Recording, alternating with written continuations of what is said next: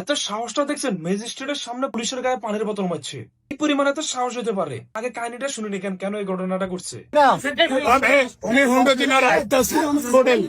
এত গলা জোরটা কিন্তু এখনো কম না যে পুলিশ এত কত কষ্ট করে গাড়িতে উঠাইতে হয়েছে। মেইনলি এত পুলিশে 15 দিনের কারাদণ্ড দিছে, বুঝছেন? কি হেডম হাতের মানে এত 15 দিনের রাইতেছে আয় এত সব উল্টা লেবো। বাবু রে, ম্যাজিস্ট্রেট যাওনে মনে করেন যে পুলিশের গায়ে আমার পানির বোতলটা ভরনে।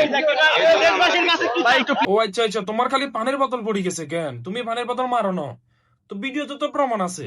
আচ্ছা যাই হোক, এখন আপনাদেরকে আসল ঘটনাটা বলি। সেটা হচ্ছে ম্যাজিস্ট্রেট ওখানে গেছিল মনে হয়, ওইখানে যে বৈদ্যুতিক যে সংযোগটা এটা মনে অবৈধভাবে এত টানছে, ঠিক আছে নি? একটা জানি না হয়তো দোকানটা অবৈধ কিনা বৈধ, ওই ব্যাপারে জানি না। যতটুকু জানছি সেটা হচ্ছে আপনার এত বৈদ্যুতিক লাইনটা যেভাবে আছে এটা হয়তো অবৈধ। ম্যাজিস্ট্রেটের কাজ কি? ম্যাজিস্ট্রেটের কাজ তো এগুলো অবজার্ভ করা, ওই জায়গায় যাওয়া। তারপরে এত উল্টো পুলিশের গায়ে হাত দিতেছে, মানে জিনিসটা কি অনেক নর্মাল? এখন এই লোকটার দোষ আমি টোটালি দিতে চাই না, বুঝছেন? দোষটা আসলে কিছু সস্তা ক্রিয়েটর আছে না, এই গুণের আমাদের থদে কোনটা কি এর ক্রিয়েটর করবো হালার থালা আমরা একটা কোনো ভাইরাল হইলে হেনে চলে যাবো, যাই হারাক্ষণ খালি ইগের হিসেবে হয়ে থাকবো, মানে এইগুলো খাইতে কোনো কামে নাই।